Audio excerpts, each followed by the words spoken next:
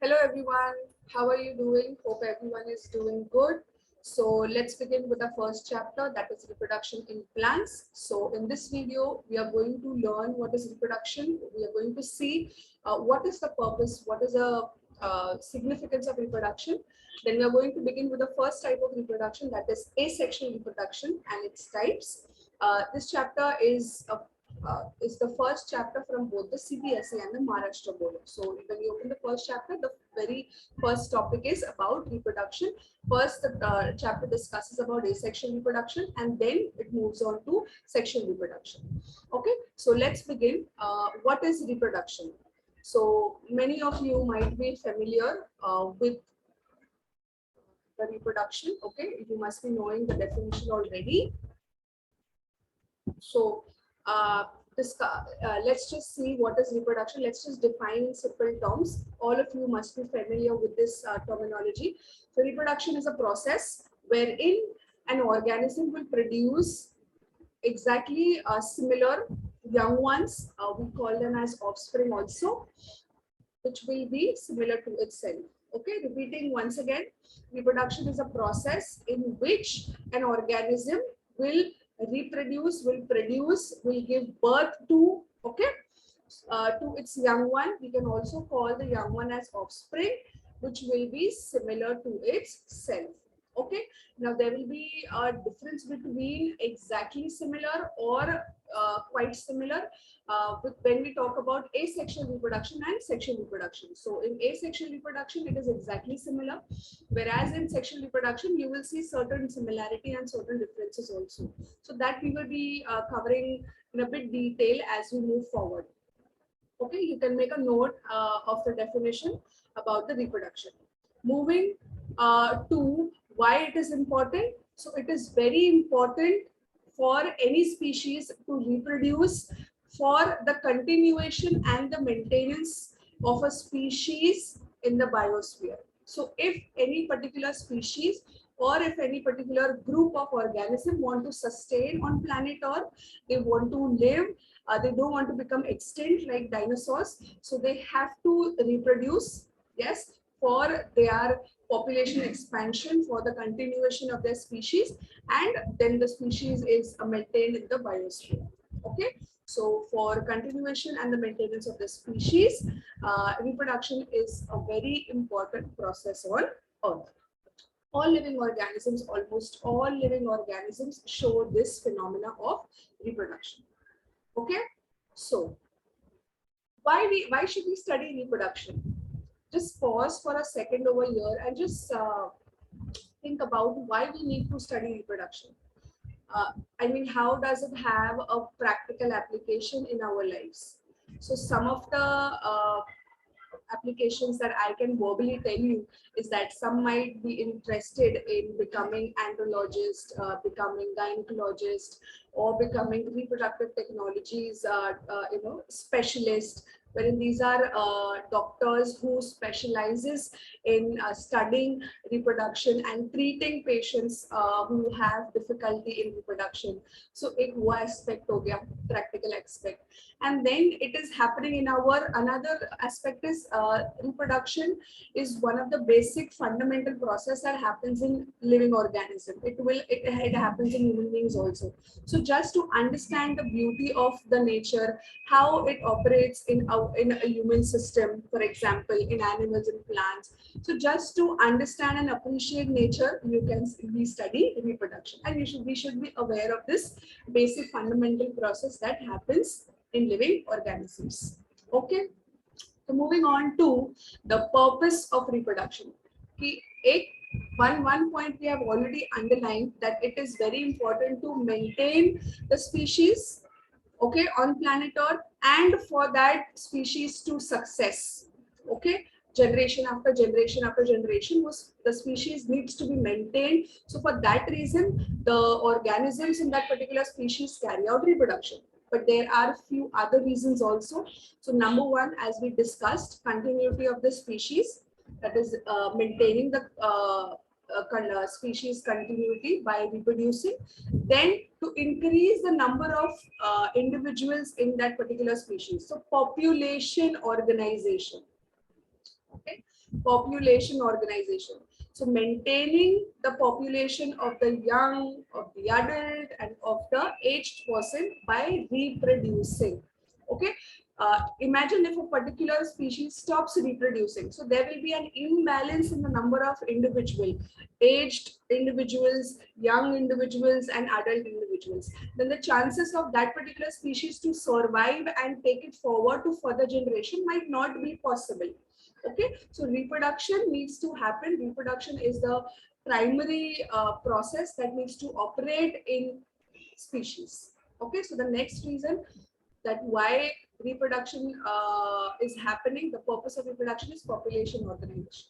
Then very important is variation. Is what? Variation. Reproduction will involve a variety. It will bring about varieties in organisms. Okay, and this variety is very, very, very important for evolution and adaptation to happen. Okay, all of you might be familiar with this general term.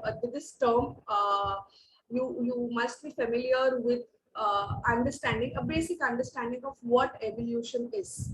Okay, it is basically adaptation of the living organisms over a particular period of time. Okay, the species, the organisms adapt, they evolve. Okay, they bring about adjustment in themselves as the environment also changes around themselves gradually over a particular period of time. Okay, so variations is one of the very important property which is the reason uh, because of reproduction. So reproduction will introduce varieties in various organisms. Imagine if planet Earth uh, was only having one type of organism on the whole planet. Let's say only humans. There were no birds, there were no animals, there were no different type of birds, there were no different types of, let's say, dogs, no different types of cats, no different types of plants. Then it would have become so what you can say, it becomes so boring as such. So variety is very important. Yes, so reproduction brings about variety. Next is life. So life will exist on Earth only due to reproduction in animals. Clear? So try to take notes. If you have any doubt over here, make a note in your notebook, and you can come up with your doubts in the live session. Okay, moving forward.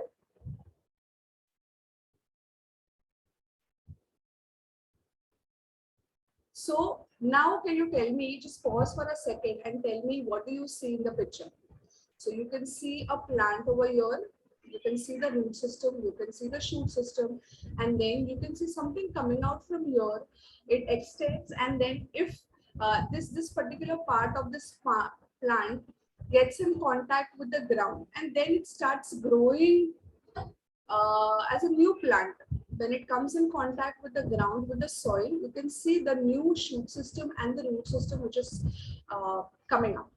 Yeah, so the second part, this part we see over here, which is labeled as number 2 over here, it is known as stolon runner.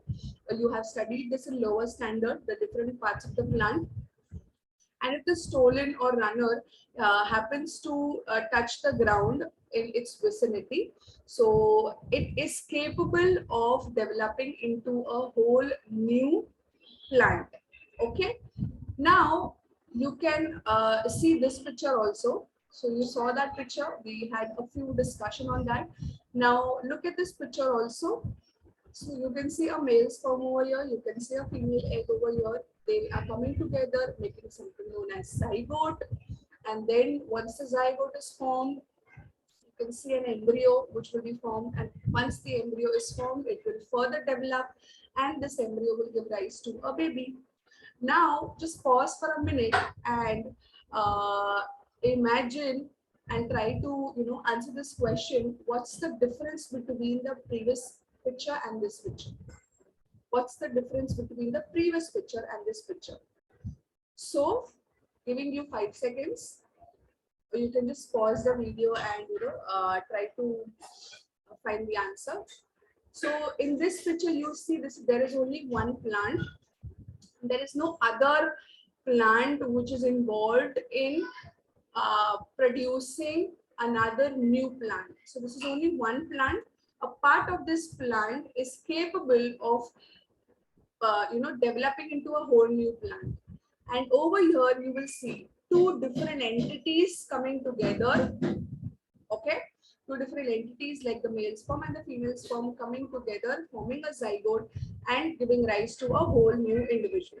So the first picture talks about asexual reproduction, where only one plant, no other plant is involved, only one plant is involved. And here you will see two different parts of two different individual, male and the female, unka gametes, they will come together and then they will be responsible for producing a whole new baby. Yes, so this is talking about sexual reproduction.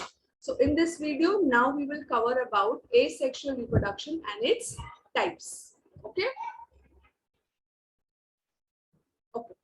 So very simple. Let's just quickly revise what is asexual reproduction. It is a type of reproduction wherein there is no participation of two different parents, no involvement of fusion of two different parents. Okay, that is either the gametes or the sex cells. So it will not involve fusion of two gametes like it happens in the sexual reproduction, male and the female coming together and making a zygote, and then it develops into an embryo and a whole new individual. Asexual may this will not happen, only one parent is involved. So let's move on. What will be the outcome if an individual undergoes asexual reproduction? The progeny or the offspring. Remember in the first slide we saw the young ones, either they are known as offspring or another word they are also known as progenies. Okay, you will get exactly similar progenies when asexual reproduction is happening.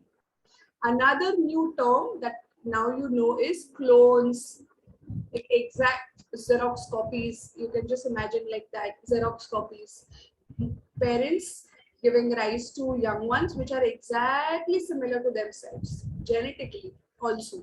Okay, genetically also. So either they are known as progeny and the specific terminology is known as clones. Okay, so there are different types of asexual reproduction that we will be covering quickly. We don't have to go into much details of it. We just have to know their definition and their examples. That would be enough for all of you. Okay. So you have fragmentation, budding, spore formation, regeneration, and binary fission, and multiple fission. Okay, so you have all these different modes of asexual reproduction. All of these modes of reproduction, asexual reproduction, you have covered it in school. Okay, 8th, 9th, and 10th level pe, you have covered almost all of these. But still, we will just quickly go through all of them one by one. Okay, so let's begin with fragmentation. I am just going to explain the concept over here and then we will go to the next slide and then we will try to identify the pictures. Okay, so quickly we will just go through all these types. What is fragmentation? Fragmentation is fragments. We will just break the word over here, fragments. Any individual is broken down into small parts, and those small parts are capable of developing into another whole new organism. Okay, that we will imagine. Take it as fragmentation. Let's say this is a particular cell, a particular organism, and if there are fragments created in it, so there will be small fragments created, then this small fragments is capable of developing into whole new individual organism. So these three fragments, small fragments, now they are capable of developing into a whole new big fragment. But in, for example, yeast cells or hydra cells, we are going to see the examples, so don't worry. The examples here will be, let's say, Spirogyra. Okay, you are very much familiar with this. You have studied this in detail in school. So Spirogyra, budding in hydra or budding in yeast. So you have the individual organism over here, and then a bud starts growing. then another bud starts growing, and then another bud starts growing. So when these buds are big enough, matured enough, they detach themselves from the body, and then they develop into individual organisms, whole new individual organisms. Spores, like the fungal spores, okay? These are very minute granular structures. So once the organism develops into a mature individual, they have these sporangia-like structures. Okay, we have covered this in 11 in a very much detail when we were discussing kingdom fungi. So these spores are there. When they develop, then this bag of sporangium burst out, and then these spores, which serve as the gametes, obviously asexual gametes, only one gamete is responsible for the further reproduction to take place, development of the new organism. So these spores individually can, get in touch with the substratum, with the surface, and capable of growing into a whole new individual organism. Then regeneration, like the lizard, when you cut the tail of the lizard, it is capable of regrowing again, regrowing.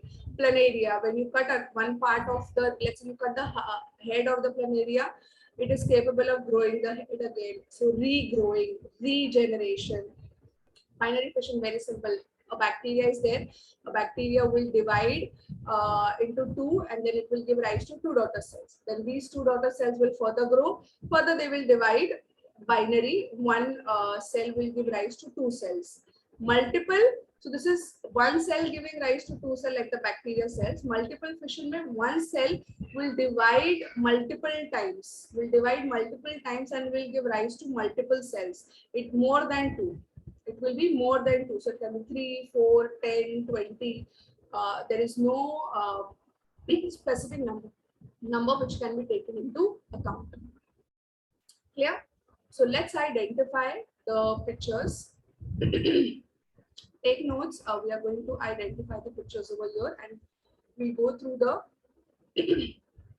types once more with the help of the picture. So the first one is talking about, you can see this Spirogyra filament over here, this whole new filament. So when you do fragments of this Spirogyra into, let's say, 3 fragments, this is capable of growing into new Spirogyra filament. Spirogyra is an algae. It's a microscopic green algae. Okay, it is photosynthetic. That is, it is capable of preparing its own food. It has chlorophyll in it. You can see Hydra over here. Yes, so this is an individual parent Hydra. This is undergoing reproduction. It is starting to produce a bud over here. When it is undergoing reproduction, it is starting to produce a bud over here. Then this bud, when it is matured, it outgrows, and then it detaches itself from the parent body, and it is now in attachment with the ground surface, and then it is now capable of growing into a whole new in the parent Hydra. Okay, so this particular type will be budding. Okay, also regeneration, we can give it over here, because this part, when this bud grows, outgrows, and detach, then another bud can come out over here. So you can put budding also over here, and you can put regeneration also over here. Another you can see over here is the flatworm. So if you cut the flatworm into 2 parts, this part is capable, if the midsection is cut, then the midsection is capable of continuing into the tail. And if the tail part is cut, and then this particular section regrows again. So regeneration. So head will regrow, new tail, and tail will regrow, new head. Regeneration. Fragmentation, budding, regeneration, then binary fission in amoeba. Okay, binary fission in amoeba. Then here you can see the spore formation in a fungus. So this is how a fungal cell will look like. This we have discussed in very detail in our 11 standards. Yes, you can go back to that video where we discussed about kingdom fungi in detail, the structure, the reproductive modes, so that you get a better understanding if you are not sure. So this is a fungal cell. And then once this particular part is now matured, it will start producing spores. That is, a process of reproduction is taking place, and these spores will be capable to produce new individual fungal cells, new hypha we call it. Okay, so this is the example of rhizopus. In this sporangium, the parent cell divided into multiple cells. So even multiple fission is happening inside the sporangium. So spore formation, the cells inside are going multiple division, that is multiple fission. Yes. So these are the different types of asexual reproduction which takes place in lower organisms. Okay. Take notes. If you have any doubts, make a note of it, and then we can take that up in live session. So that's all about the introduction part, that is the asexual reproduction, what is reproduction, purpose of reproduction, and the different modes of asexual reproduction. Now, in the next video, we are going to see what is vegetative reproduction, artificial vegetative reproduction, and their advantages and disadvantages. So stay tuned in the next for the next video, wherein we will be discussing about the vegetative reproduction. For now, thank you. So we end the video over here. See you in the next video. Bye, everyone.